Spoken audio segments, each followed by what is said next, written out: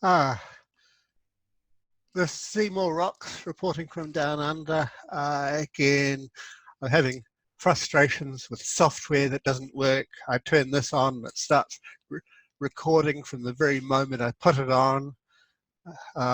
Anyway, yeah,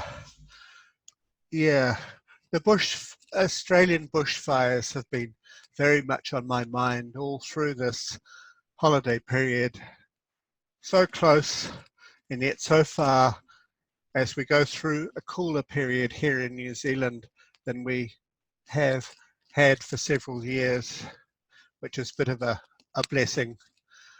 I could just take the easy road and, well, just put my feet up actually, but I could also take verbatim what the mass media says. A lot of information is out there. None of it says very much. It repeats itself. It's always fragmentary, devoid in context and a long way from the truth. So it's up to us to put all of that together. There's no doubt that Australia is the ground zero for abrupt climate change. It is rapidly heating and it has been going through a long drought. But abrupt climate change is not the complete story. And I've been collecting stuff about Australia's water problems, and a few days ago I put this story together. So let's just hang with me for a moment. Hopefully this will come up. Oh, God.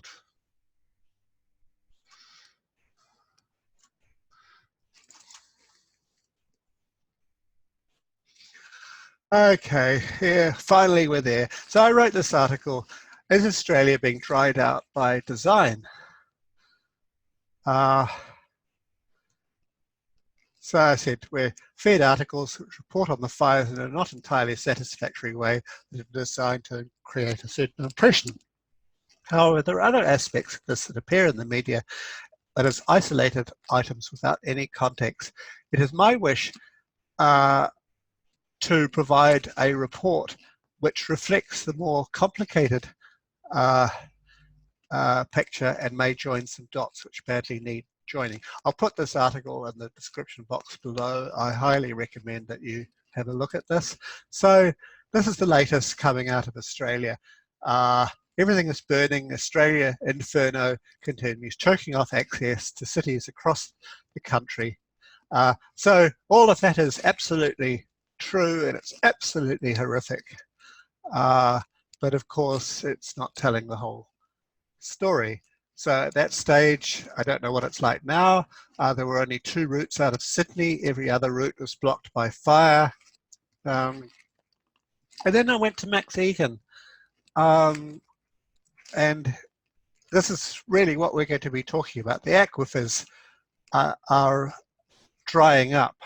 So first of all, yeah, we have the whole Scott Morrison taking off to on holiday.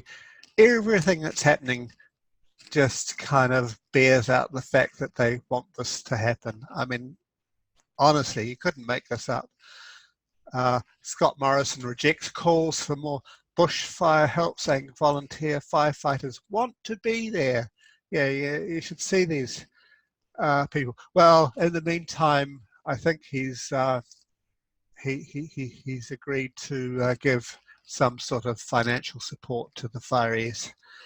So does he mean these people, that they just really want to be there and they want to do it all for free? Well, he takes off on holiday. And then the New South Wales Premier slashed the fire service by the rural fire service by 75%. So that was just a month or so ago. This was while, at the very time that the fires have been raging, they cut back the fire service.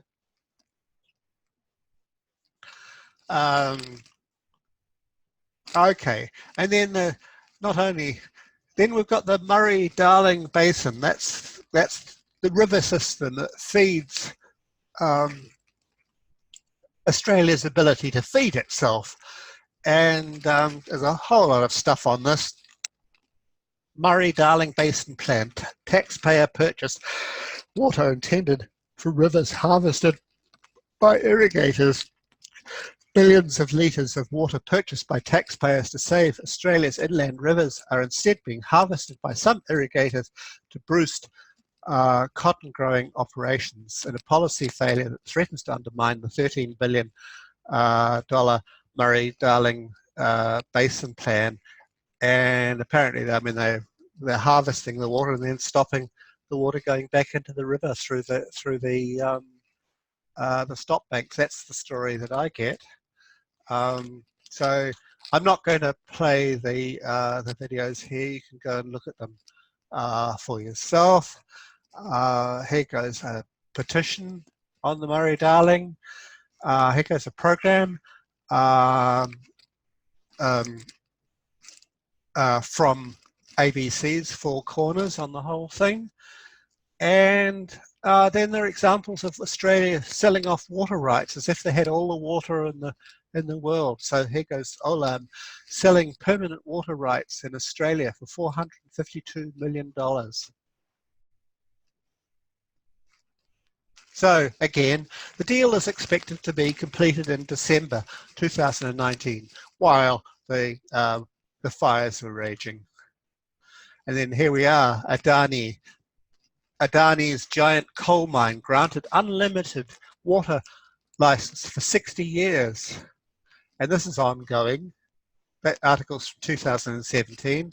And then China owns 10 times the amount of land it did last year. So they're taking it all for themselves. They're taking Australia's water, what little it has.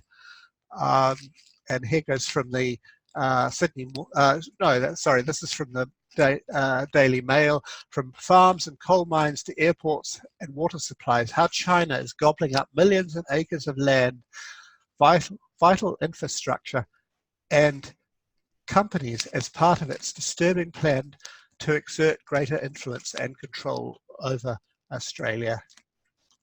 And then there's the whole thing about private dams that don't belong to the Australian people, at least 20 to 30 of them. And then Max Egan goes through and he demonstrates on how water is being stolen from fracking. They've got fracking wells. Each of these fracking wells uses up to 20, oh God, I can't remember the amounts, a huge, prodigious amount of water, and there are thousands, 20-something thousand of these wells in Australia, and some of them are in the Great Artesian Basin, which is where the country's water catchment areas are. So, and then in the meantime, while the corporates and the foreign countries get all the water that they want, then Australia gets water restrictions, and it said that Sydney might be without drinking water in 2 years' time if this goes on. And then the headline here, New South Wales considering evacuating up to 90 towns if they run out of water. And then they want to bring the defence force, the army, in to fight.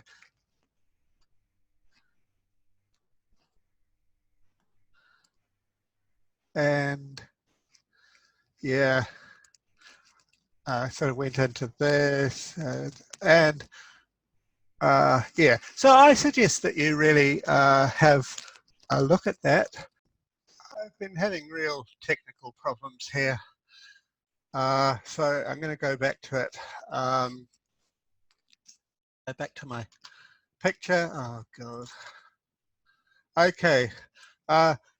So I'm not going to apologise for leaning on one source in Australia. That's Max Egan. He's been doing some great work on this, and all of it is factual. Do I agree with all of it? Has he got it all right? No, of course not. For one, he's skeptical about anthropogenic climate change. I am not.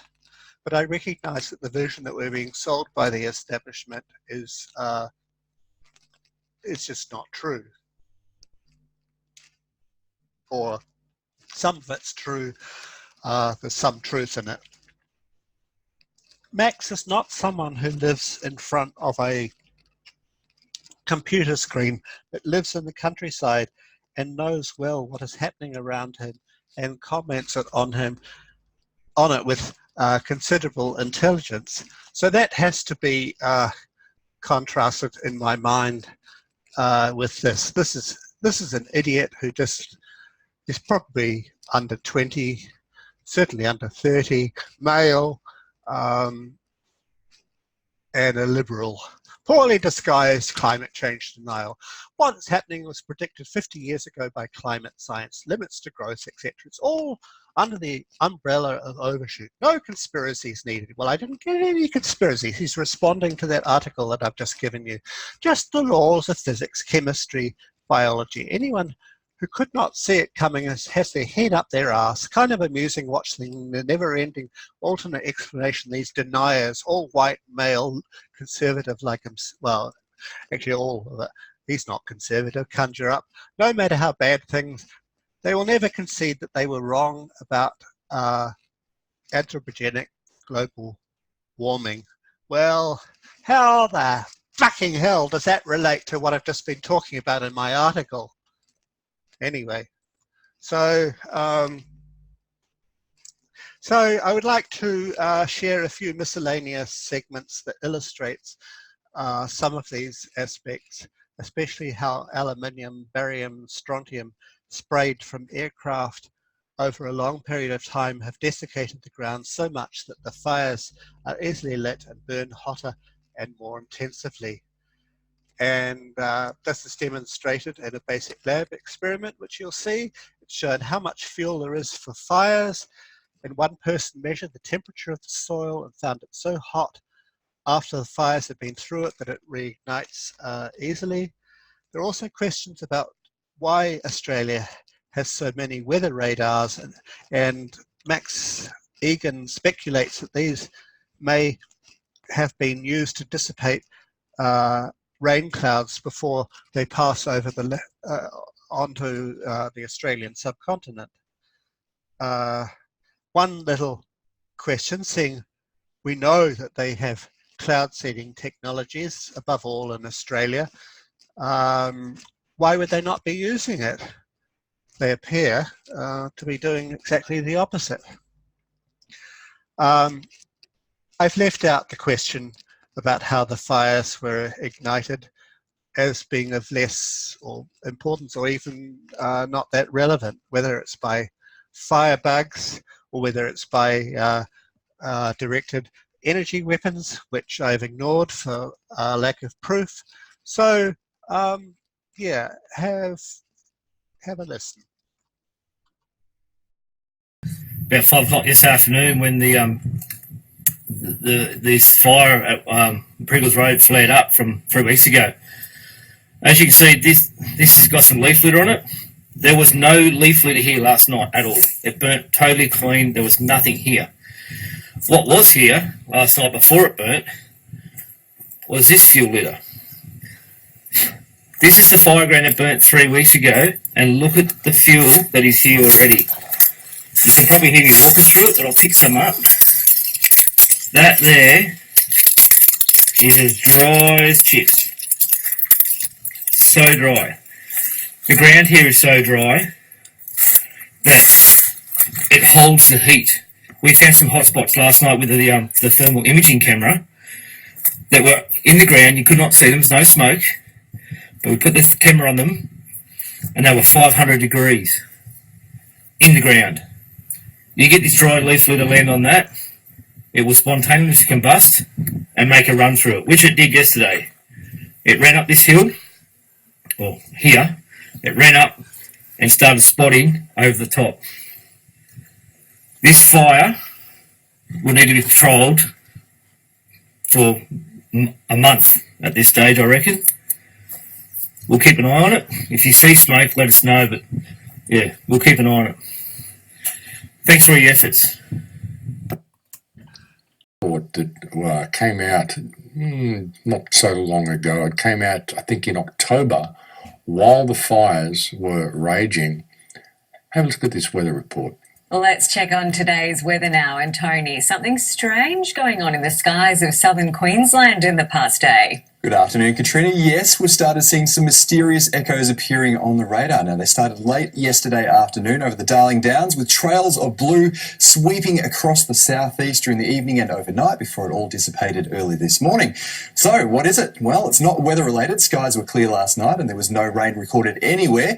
Now, one theory is that it's a thing called chaff, small metal or plastic fibres released into the air to help shield military aircraft from radar detection during exercises. No one has confirmed that, but these streams here are consistent with something being released in the upper atmosphere over the downs, then being swept across the southeast by strong winds. Interesting nonetheless. Today, mostly sunny skies, no mysterious... Interesting nonetheless, wouldn't you say? So are we to be expected to believe that the Australian military were conducting exercises over a fire zone and just happened to be dropping chaff to shield them from enemy radar over a fire zone in Australia? Why would they be doing that, folks? What were they really dropping? What was the chaff for? Were they fueling the fires? You know, is that what they've been doing with the chemtrails all along? And I would suggest that they have. I would suggest that that's what they've been doing. And of course, while all this is happening in Australia, folks, Oxide. This is not the nano particulate crap that they're putting in the fuels, but this is going to give you a good idea of why these forests are burning so damn ferociously and so large. And this is not just locally, New Zealand, Australia, this is globally. We go with a little demonstration on what happens when aluminium oxide comes to a flame.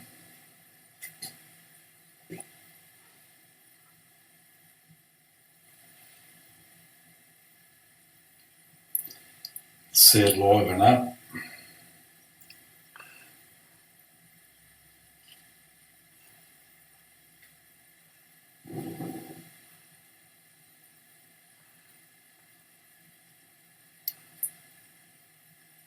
You can see that flame chasing up to the container. Still burning and still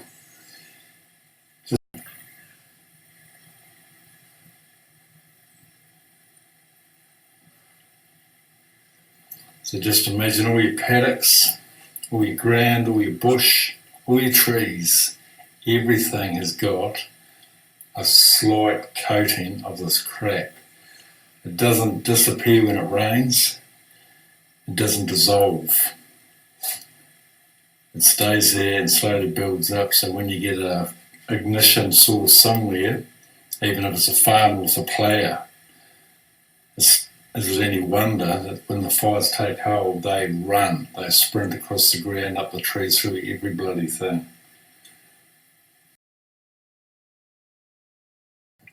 When you think about this, you know, as pointed out by Loopy Aussie on that video that he did, the amount of weather radars we've got around this country. Have a look at these weather radars. When you look at these weather radars, that is the field that they cover. So if these radars are there to actually check up on the weather and give us reports of the weather, you'd only need one. You'd need the next one to be like about there. That loop would cover that. And the next one to be about here maybe. You'd only need, you know, not a lot of these radars around the country. You know, you know, you could cover the whole place with maybe 10 or 12 of these radars. I reckon you'd get around the whole country, given the distance that they cover. When you look at this picture, and have a look at the next one, I mean, these cover quite a distance. There's another one up there, shows you how much the distance is that they cover. And there's another one there. Interesting to see the clouds breaking up as they come over the country, don't you think? And these bands coming out here and these bands going across there, very interesting. But that's the distance that they cover, folks, and that's the distance that they cover. And of course, if you think there's anything weird about that cloud formation, then you're just a paranoid tinfoil hat-wearing conspiracy theorist. It's all perfectly normal.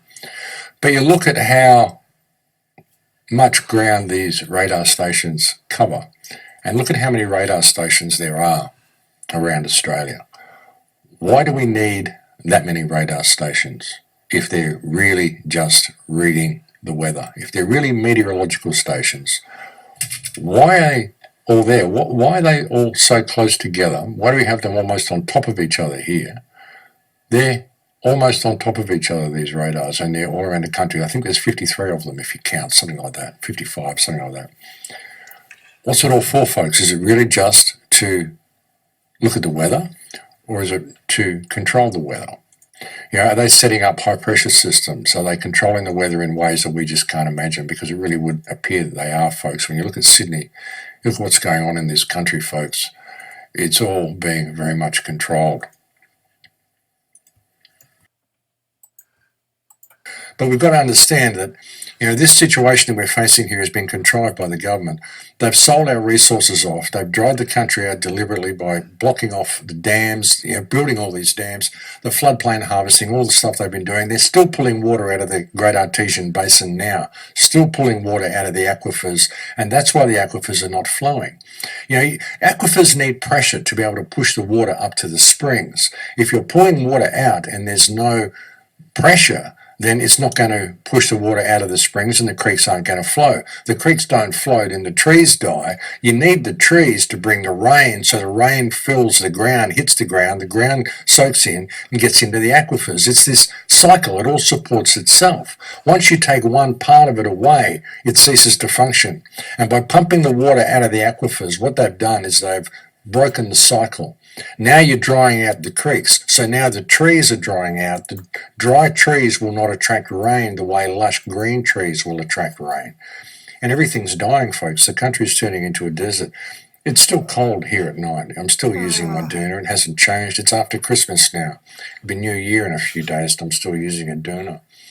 You know, when it did rain for 3 days, it was such a joy to hear the rain.